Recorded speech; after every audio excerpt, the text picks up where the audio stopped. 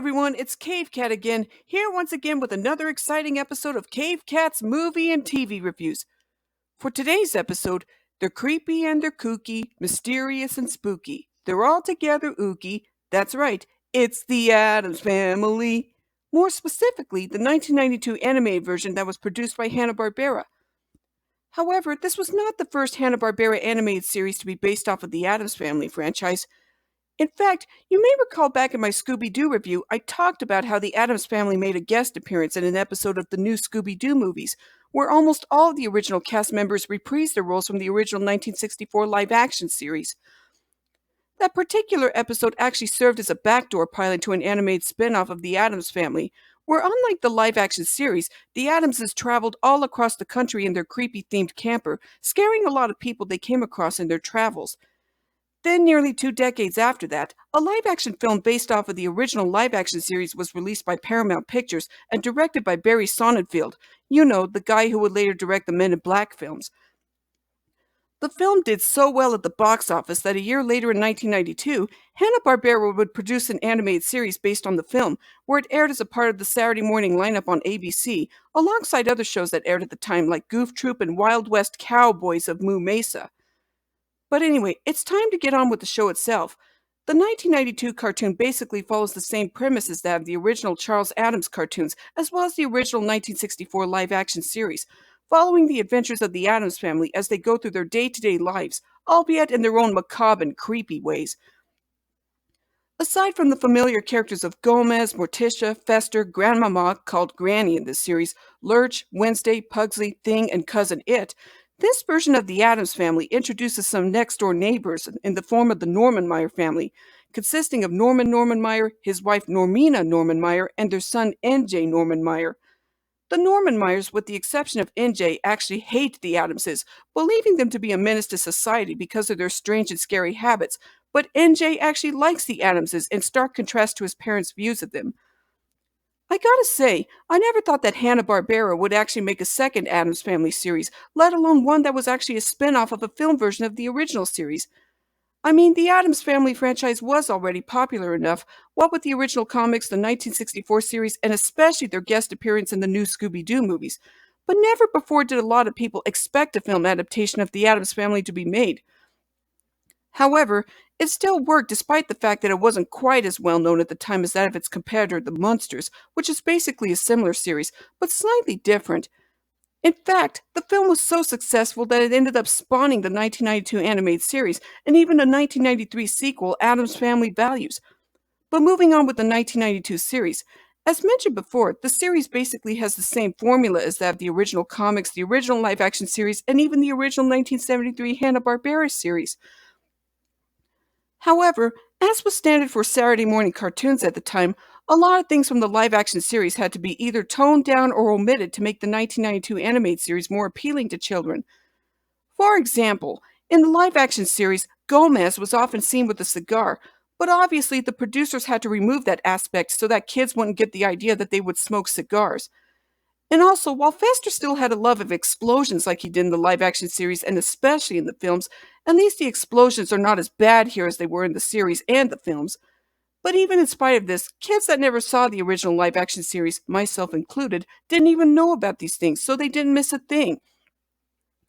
And also, as I keep mentioning in a lot of my previous reviews, the voice casting for this series is really amazing.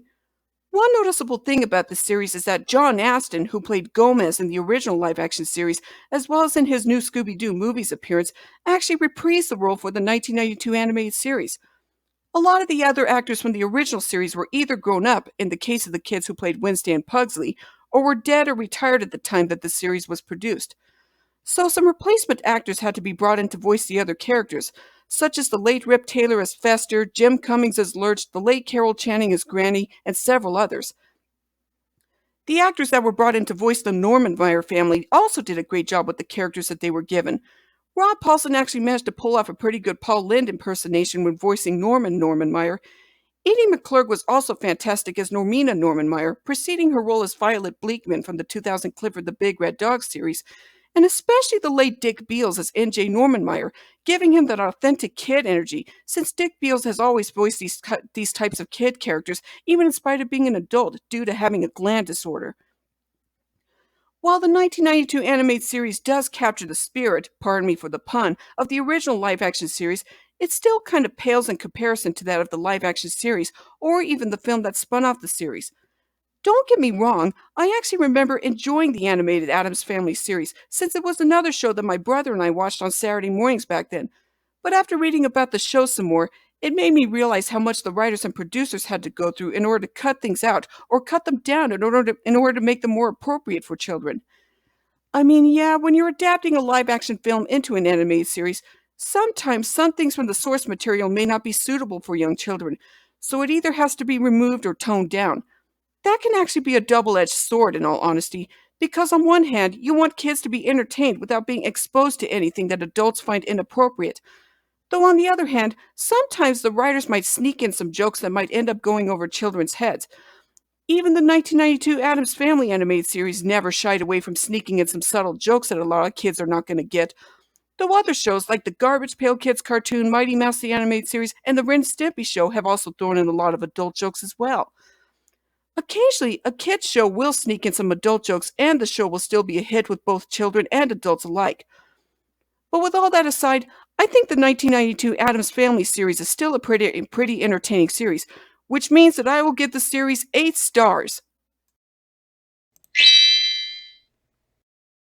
Yeah, the Addams Family film, along with the 1992 animated series and Addams Family Values, did end up paving the way for more shows and movies, such as the direct-to-video Addams Family Reunion, the 1998 series The New Addams Family, the 2010 Broadway musical, and especially the 2019 Addams Family animated film, as well as its 2021 sequel, and even that Wednesday series for Netflix.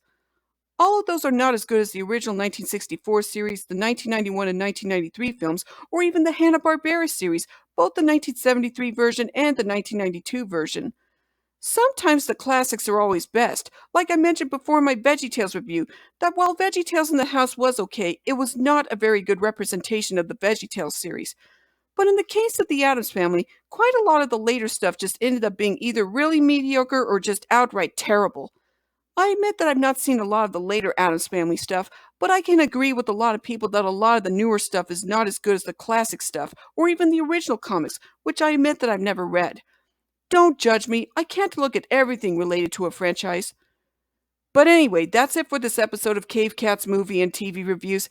As I keep mentioning before, don't forget to like and subscribe to my YouTube channel for more episodes or other videos.